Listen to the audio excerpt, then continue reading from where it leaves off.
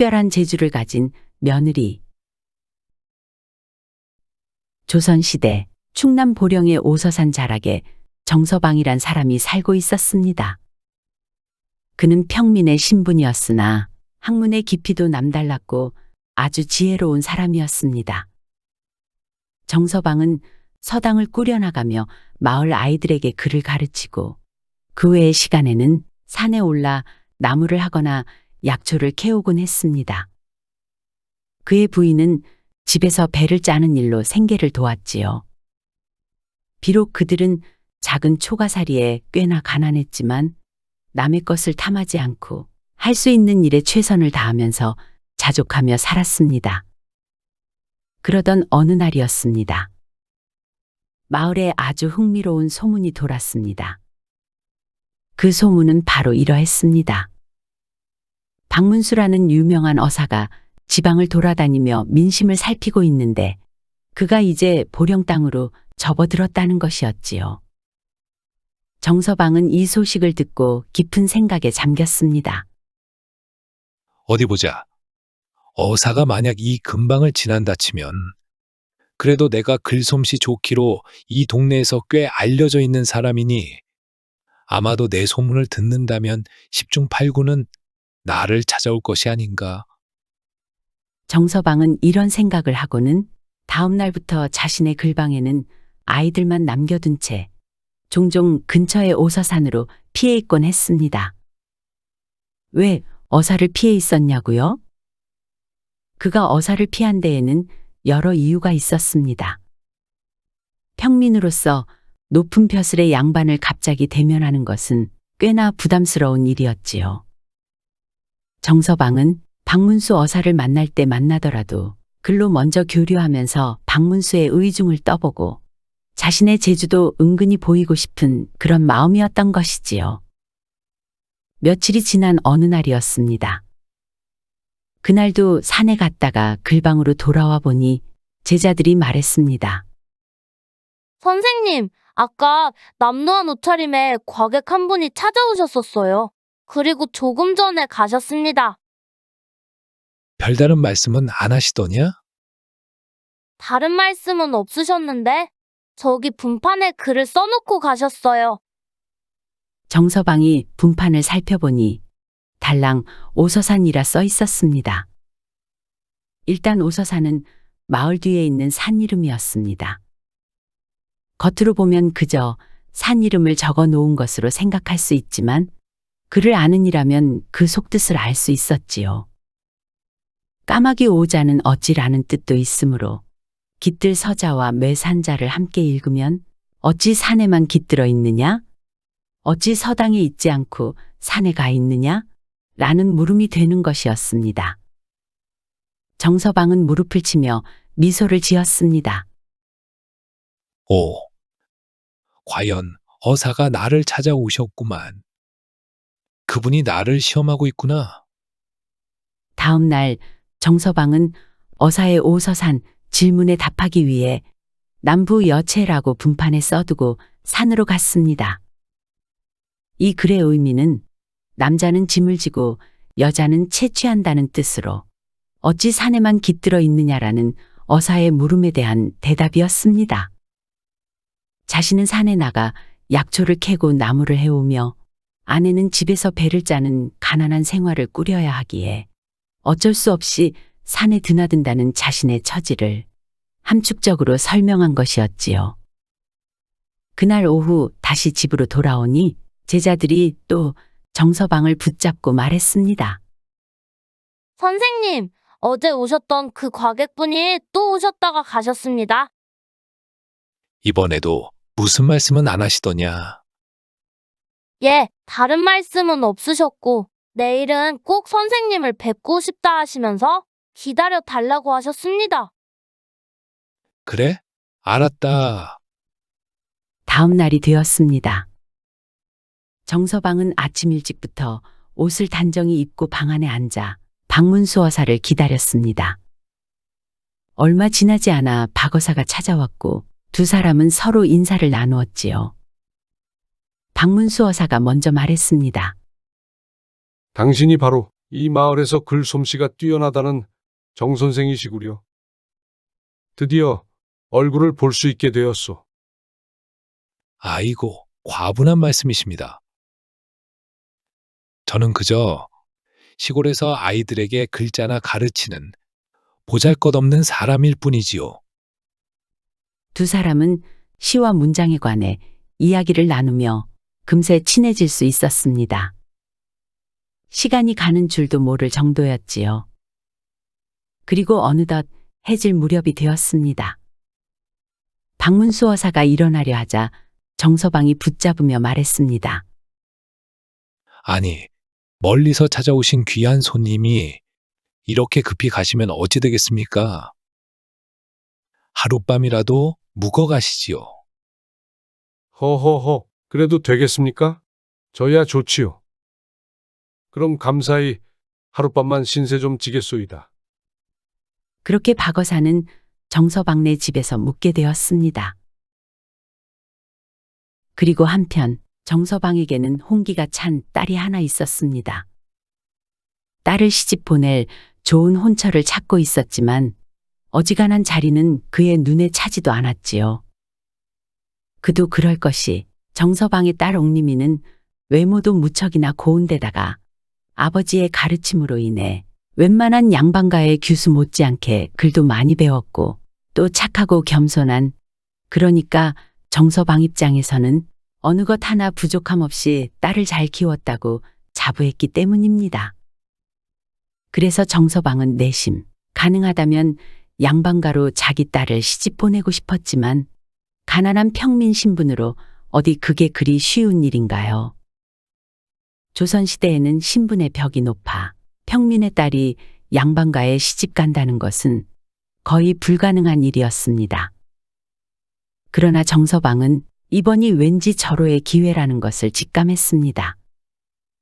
박어사와 같은 고위 관리의 방문은 평생 한 번 있을까 말까 한 기회였으니 혹여나 이 기회를 통해 딸의 운명을 바꿀 수 있다고 생각했지요. 그는 이번 기회에 딸을 양반가에 시집 보내고자 계략을 짰습니다. 정서방은 그의 딸 옥림이를 따로 불렀습니다. 그리고 딸에게 속삭이듯 말했습니다. 얘야, 옥님아.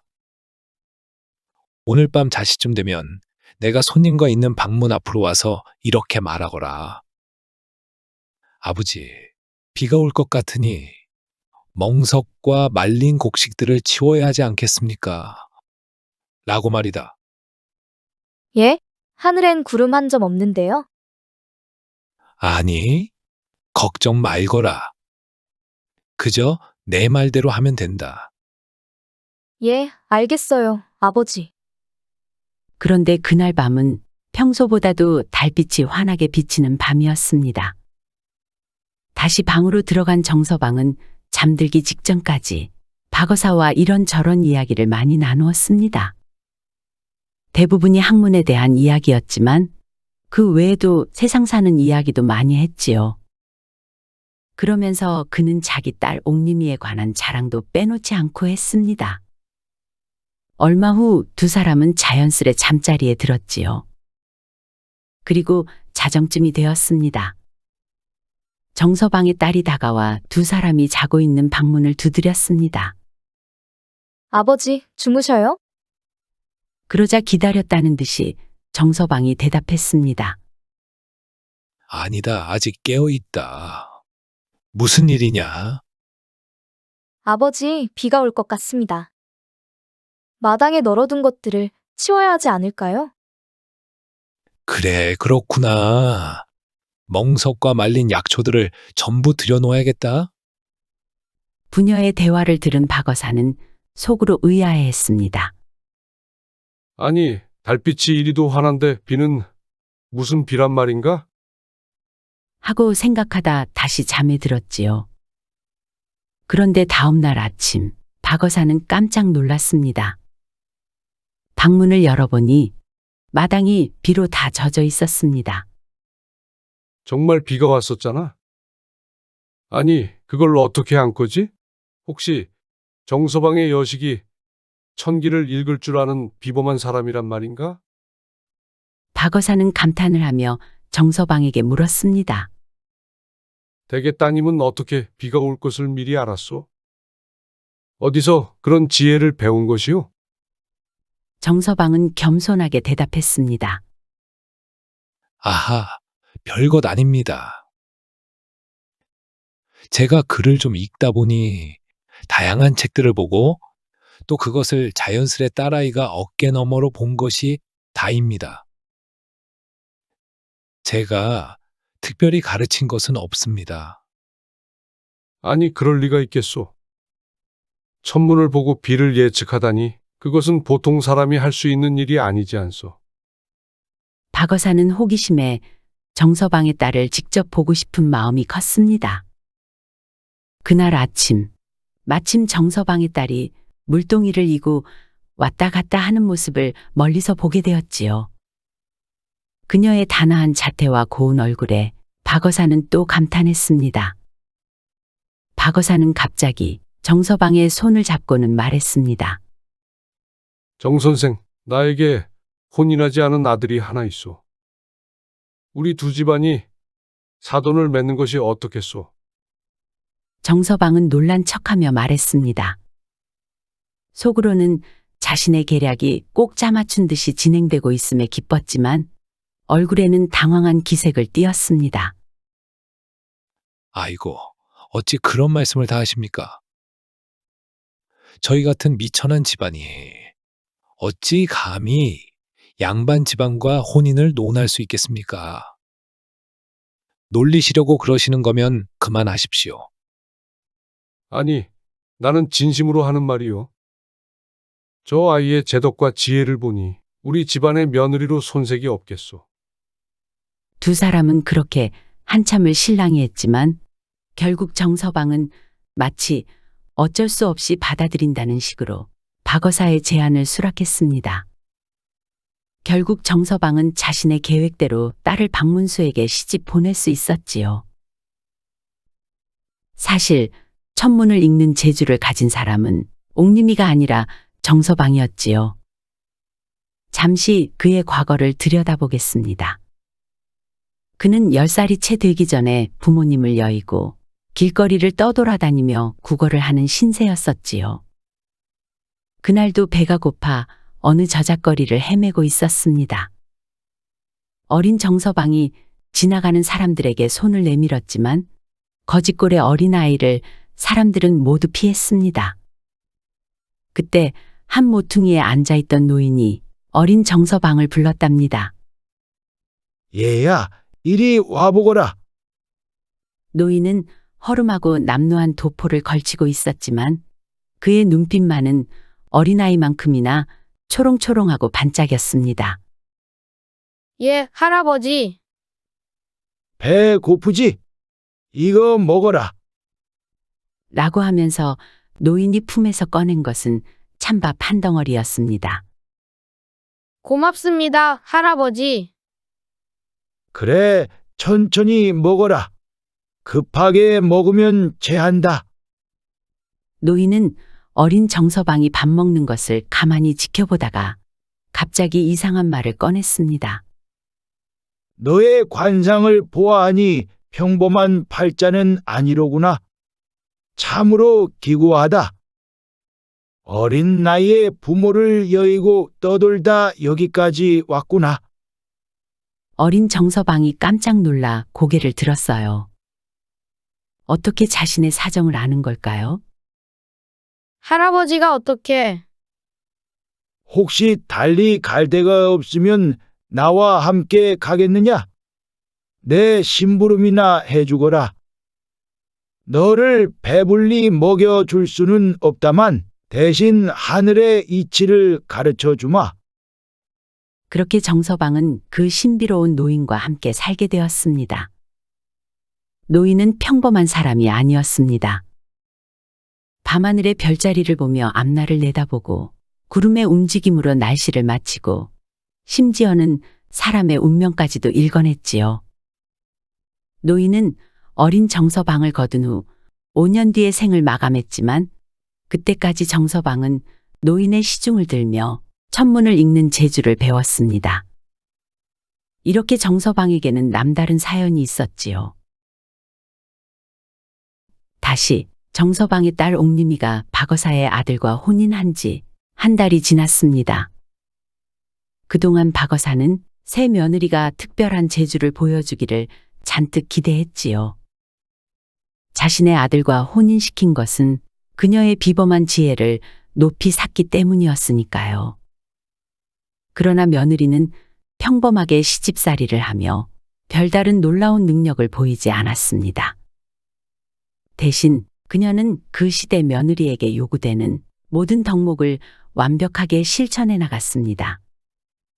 새벽 일찍 일어나 시부모님께 아침 문안을 드리고 정성스럽게 아침상을 차렸습니다. 친척이 방문할 때면 예의 바르게 맞이하고 시어머니의 일을 앞서 살피며 도왔지요. 그녀는 시댁의 어른들을 공경하는데 한치의 소홀함도 없었습니다. 집안의 제사와 명절 준비는 늘 꼼꼼하게 챙겼고 남편의 옷가지와 서책을 정리하는 일에도 게을리하지 않았습니다. 무엇보다 시부모를 자신의 친부모처럼 섬기며 남편에게는 항상 공손하고 다정했으며 하인들에게도 자애롭게 대했습니다. 시어머니가 병석에 누웠을 때는 밤낮으로 옆을 지키며 정성껏 간호했고 시아버지의 생신에는 온 집안이 감탄할 정도로 정갈한 음식을 준비했습니다.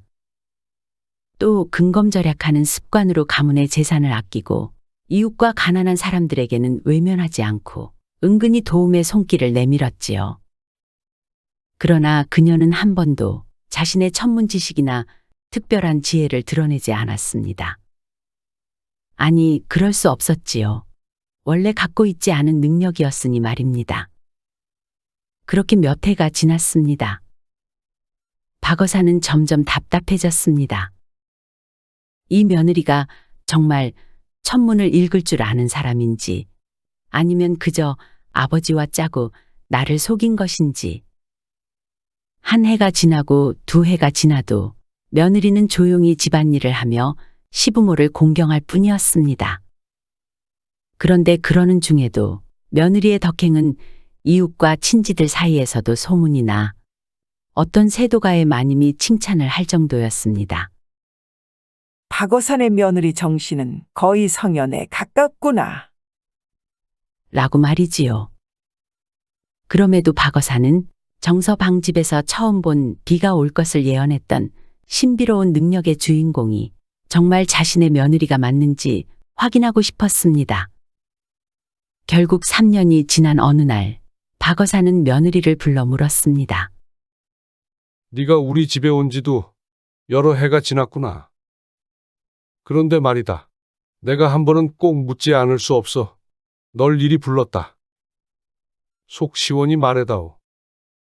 네가 가진 특별한 재주나 신비한 비법이 있다면 어디 한번 제대로 보여줄 수 있겠느냐? 그러자 며느리는 공손히 두 손을 모으고 대답했습니다. 아버님, 사실 저는 대단하고 특별한 재주는 없사옵니다. 제 아버지께서 가르쳐 주신 것은 오직 3가지뿐이었나이다. 남편을 하늘같이 공경하고 부모님을 정성껏 봉양하며 모든 일에 참을 인자를 마음에 새기라는 것이었습니다. 이것이 제가 할 수 있고 보여드릴 수 있는 전부이옵니다. 박어사는 잠시 말문이 막혔습니다. 그가 기대했던 것은 화려한 재주나 특별한 지식이었으나 며느리의 대답은 그보다 더 소중한 가치를 담고 있었기 때문입니다. 과연 박어사가 깊은 감동과 함께 말했습니다. 그래, 맞다. 그 재주보다 특별한 능력보다 더 귀한 것이 있지. 참된 덕행이 바로 그것이로다. 내가 어찌 그동안 그것을 깨닫지 못했을고. 본디 너의 참을성과 효심 그리고 정성이야말로 진정 네가 가진 특별한 능력의 증표로구나. 옥림이는 미소를 띄울 뿐이었지요. 이렇게 해서 글솜씨 좋은 정서방은 자신의 지혜로 자기 딸 옥림이를 양반 집안과 혼인을 맺게 했다는 이야기입니다.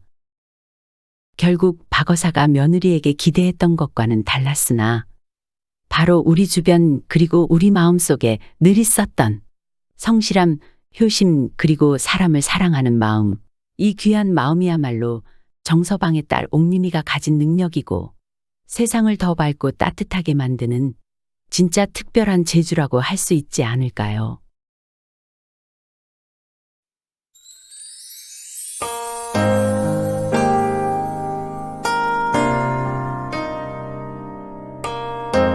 시청해주셔서 감사드립니다. 지금까지 사랑방 이야기였습니다. 항상 건강하시고 행복하시고 만사형통하시고 평안하시고 꽃길만 걸으시고 좋은 일들만 가득하시기 바랍니다. 마지막으로 구독, 좋아요도 눌러주세요. 더 재미있는 이야기로 찾아뵙겠습니다.